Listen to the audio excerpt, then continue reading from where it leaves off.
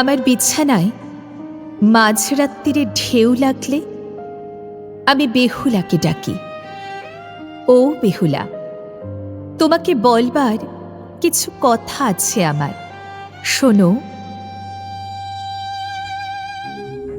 লোহার বাসর ঘর থেকে সাপে কাটা লক্ষিন্দরকে নিয়ে তুমি গেলে জলে ভাসিয়ে দিতে।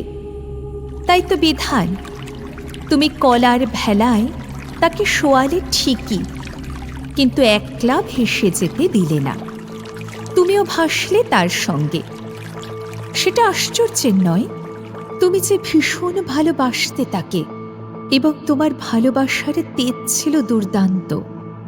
তুমি সমস্ত বিঘ্ন বিপদ তুচ্ছ করে সমুদ্র পাড়ি দিয়ে হাজির হলে দেবতাদের আড্ডায়।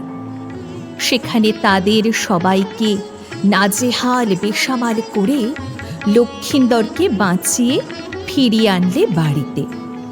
ধন্য ধন্য পড়ে গেল সারা দেশে।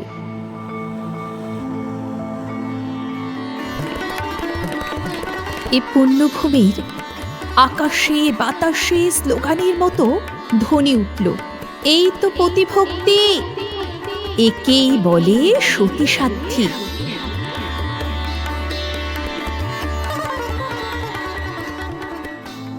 ও বেহুলা, এখন বলো তো আমায়, লোহার বাসর ঘরে অন্ধকারে সাপটা যদি ভুল করে লক্ষিন্দরের বদলে তোমাকে ছবল দিত, তাহলে কি হতো?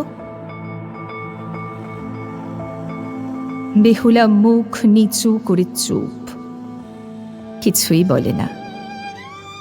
তাহলে শোনো, কি ঘটত আমি বলে দিই।